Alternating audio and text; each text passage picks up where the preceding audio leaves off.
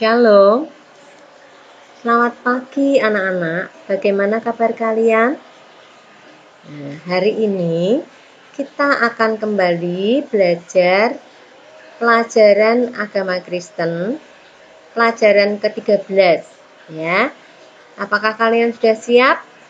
Nah, kalian siapkan dulu Alkitabnya, buku paketnya, dan juga kalian siapkan catatannya. Nah, pelajaran 13 kita akan belajar tentang melayani di gereja. Untuk bacaan Alkitabnya, kalian bisa buka Kisah Para Rasul pasal 2 ayat 41 sampai 47. Anak-anak, untuk melayani di gereja ini ya, kita akan belajar dan meneladani bagaimana cara hidup anggota gereja yang pertama, yaitu jemaat di Antiokhia. Nah, apa yang mereka lakukan yang harus kita teladani? Nah, nih di sini kita bisa melihat bahwa mereka itu hidup saling melayani. Mereka hidup bersatu, saling memperhatikan, mau berkorban, dan menolong sesama anggota jemaatnya yang membutuhkan. Dan yang terpenting, semua itu mereka lakukan dengan gembira dan tulus. Nah, hal-hal yang dilakukan oleh jemaat Antiokhia inilah yang harus kita teladani.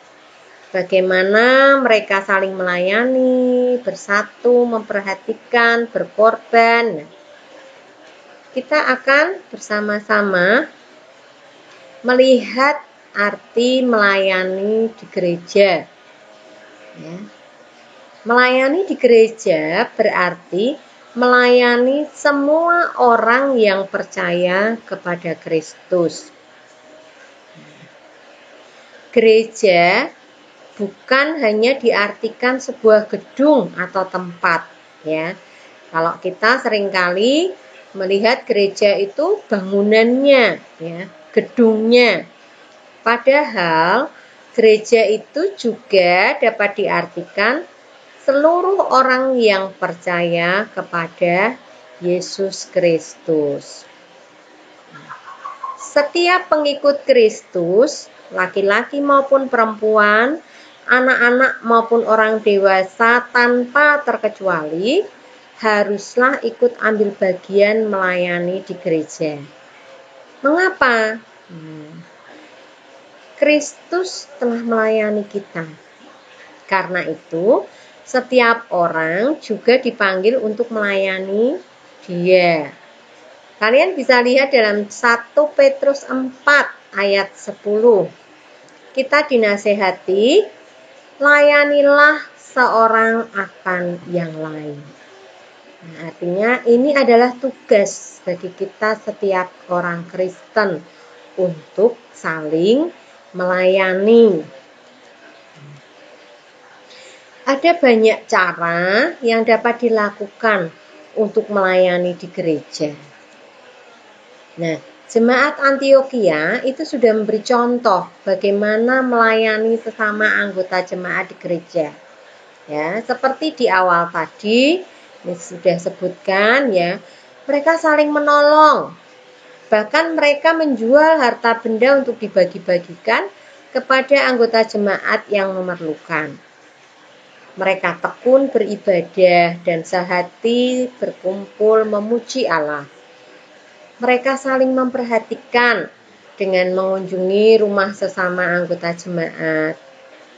Mereka menjaga kesatuan jemaat dan menghindari perpecahan dengan cara berkumpul bersama untuk berdoa dan beribadah untuk memuji nama Tuhan. Semua itu mereka lakukan dengan gembira dan tulus hati.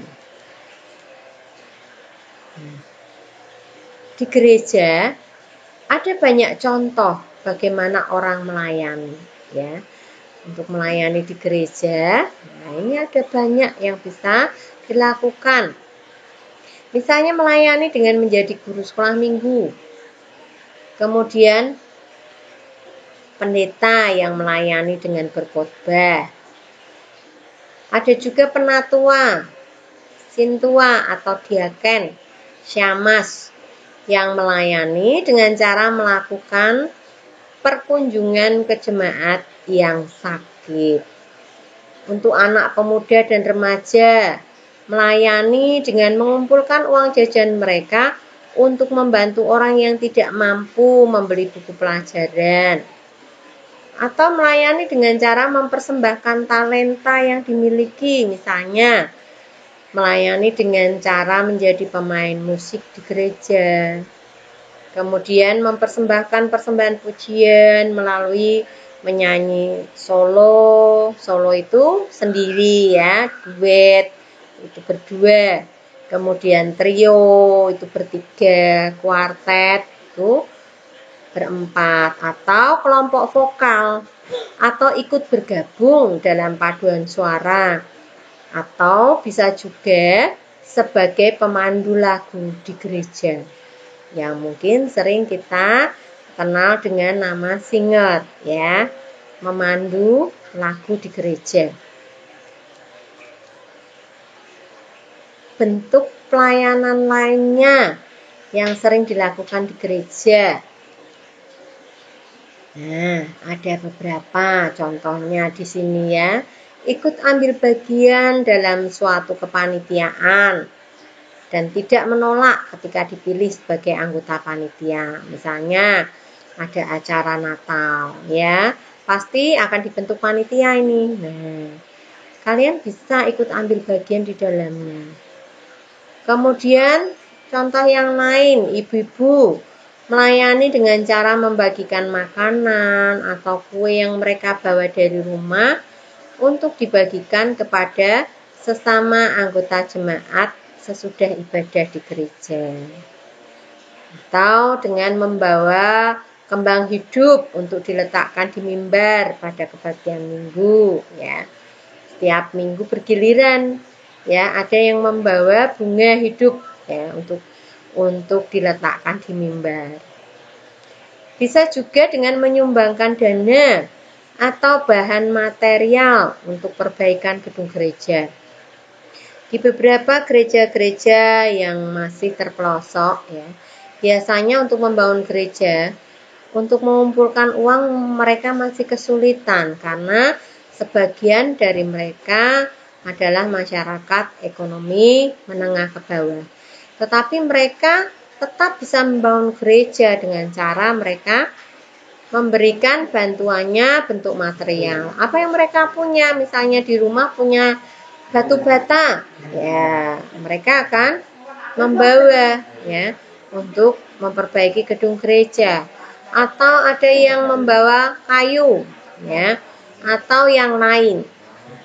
Atau dengan meminjamkan villa pribadi untuk acara retreat jemaat. Kalau orang-orang yang kaya mereka punya villa pribadi. Nah, untuk pelayanan di gereja dapat juga dilakukan dalam bentuk kegiatan sosial.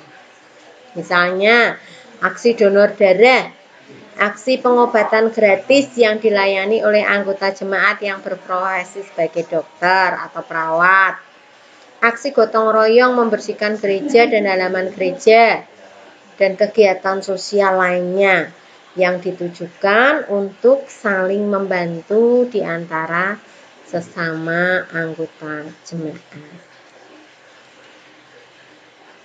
Bentuk pelayanan tidak terbatas harus selalu tampil di depan dan dilihat banyak orang, tidak. Apapun bisa kalian lakukan. Bahkan di gereja misi dia ada mbah-mbah yang mereka kalau pagi datang lebih awal, ya, terlebih dahulu bapak ini datang membersihkan tempat duduk, ya, tempat duduknya dilap dulu satu persatu, sehingga ketika jemaat datang sudah bersih. Ya. Tidak harus tampil di depan, tidak harus dilihat banyak orang, ya. Tetapi ada niat untuk melayani Tuhan. Apapun bisa dikerjakan sesuai kemampuan kita. Setiap orang Kristen dipanggil untuk ikut terlibat dalam pelayanan di gerejanya masing-masing sesuai dengan talenta atau kemampuannya masing-masing, ya. Kalau memang talentanya dia bermain musik, ya melayani dengan bermain musik, ya. Kalau tidak bisa main musik, ya jangan dipaksa untuk melayani main musik, ya. Tapi gunakan kemampuan dan talenta yang kalian miliki.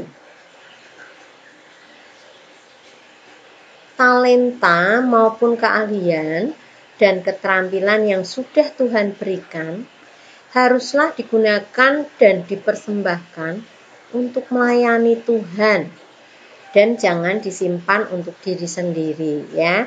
Pakai semuanya itu untuk kemuliaan Tuhan. Melayani di gereja tidak mengenal usia. Artinya tidak harus dewasa dulu baru melayani. Kalian anak-anak pun bisa melayani, misalnya mengedarkan kantong persembahan di sekolah minggu. Nah, pasti bisa ya kalian lakukan. Atau membantu membagikan gambar atau apapun ketika kebaktian sekolah minggu. Bisa ya. Itu hal yang bisa dilakukan anak-anak. Melayani dengan gembira, tidak mengeluh atau bersungut-sungut, hati tulus hati, tidak hitung-hitungan untuk mencari untung dan rugi, juga bukan untuk menonjolkan diri, bukan untuk mencari nama atau untuk dipuji oleh orang lain. Kalau melayani harus seperti itu ya nak. Kita tidak boleh ngeluh, ya. Kita tidak boleh ngeluh. Kita percaya kita akan mendapatkan ya sesuatu yang luar biasa dari Tuhan. Dari hasil yang kita lakukan, ya, pelayanan yang kita lakukan tidak akan sia-sia. Nah, anak-anak, mari kita belajar melayani Tuhan dan melayani dengan sukacita seperti jemaat Antiokhia. Dengan demikian, semakin banyak orang akan menyenangi kita, menyenangi gereja kita, dan nama Tuhan pun akan semakin dimuliakan. Nah, anak-anak, apakah kalian sudah paham?